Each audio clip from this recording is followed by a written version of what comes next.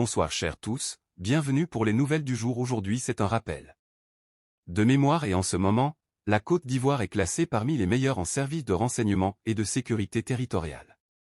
En rappel c'était le lundi 6 janvier 2020, à l'occasion de la présentation des vœux de nouvel an au président de la République, au palais de la présidence d'Abidjan-Plateau, Alassane Ouattara a annoncé un effort substantiel dans la dotation des services de renseignement ivoiriens qui triment avec de maigres budgets de fonctionnement.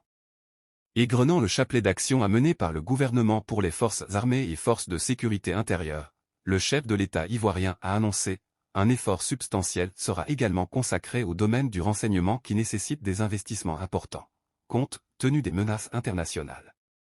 Il s'agira de faire du renseignement une priorité budgétaire et opérationnelle cohérente, en relation avec les pays amis qui sont disposés à nous apporter leurs expériences et les technologies adaptées aux nouvelles menaces, a assuré Alassane Ouattara.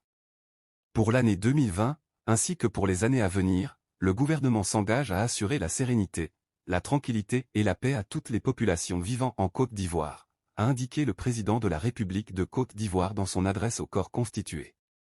Il estime que, pour ce faire, la priorité sera donnée au renforcement et au relèvement des capacités opérationnelles de l'ensemble des forces militaires et paramilitaires, qui se traduira concrètement par les actions suivantes: la poursuite du programme de réhabilitation, de construction et d'équipement des casernes, le renouvellement accéléré des matériels et équipements de dotation, le renforcement des capacités opérationnelles des unités déployées aux frontières nord, le renforcement des capacités des hommes par la formation et l'entraînement, le renforcement des capacités pour une meilleure prise en charge des nouvelles menaces, terrorisme, piraterie maritime, criminalité transfrontalière, la restauration de l'esprit de discipline, l'affermissement du lien armée-nation, la préparation de nos forces pour le déploiement dans les opérations de soutien à la paix, la lutte contre le grand banditisme, coupeurs de route, orpailleurs clandestins, attaques et vols à main armée, à l'intensification de la lutte contre la fraude et l'occupation illégale des aires protégées.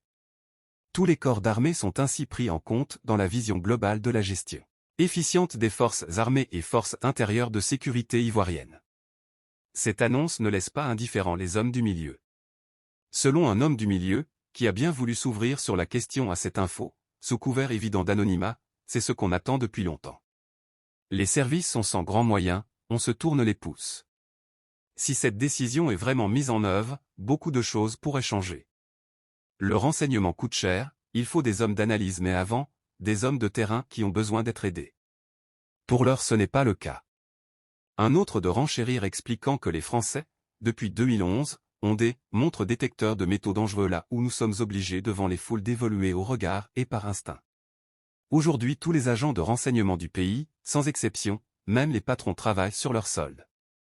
On devait donner des primes à nos contacts, nos informateurs, ne serait-ce que des unités, des téléphones performants pour la célérité du travail, mais rien de tout cela. Ce sont des besoins remontés il y a longtemps. Et de préciser que, pour l'heure, on travaille sur fonds propres et c'est difficile. Les moyens de locomotion et matériel sont désuets. Cette bataille a été engagée il y a longtemps. Malgré les armes, il faut savoir où tirer, donc on attend de voir même si nous saluons cette annonce dont on attend les effets. Aujourd'hui, les terroristes fabriquent des armes en fibre de carbone que les détecteurs de métaux ne peuvent identifier. C'est dire que les gens réfléchissent et il nous faut nous adapter. Mais, le renseignement, c'est des hommes, des femmes qui risquent leur vie, il faut encourager les informateurs par des primes. Les grandes agences CIA, DGSE et autres ne lésinent pas sur les moyens financiers, matériels. Comme il y a des patrons et ils étaient là, on attend de voir, à confier la source de cette info. L'ANSSI, l'Agence nationale de la stratégie et de l'intelligence, a été ainsi dissoute, jugée, juste bonne pour des écoutes, son patron, le colmajor Ouattara Karim, expédié aux États-Unis à la délégation ivoirienne auprès des Nations Unies. Pourtant, de ce service, des tentatives de déstabilisation ont été déjouées, des individus appréhendés. Mais, l'ANSSI a dû déranger des hommes du pouvoir.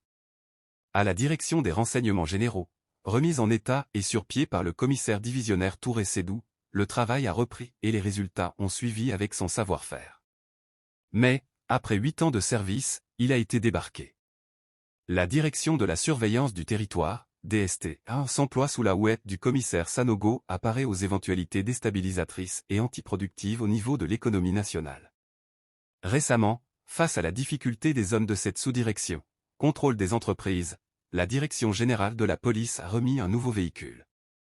Parole donnée, parole réalisée de son excellence.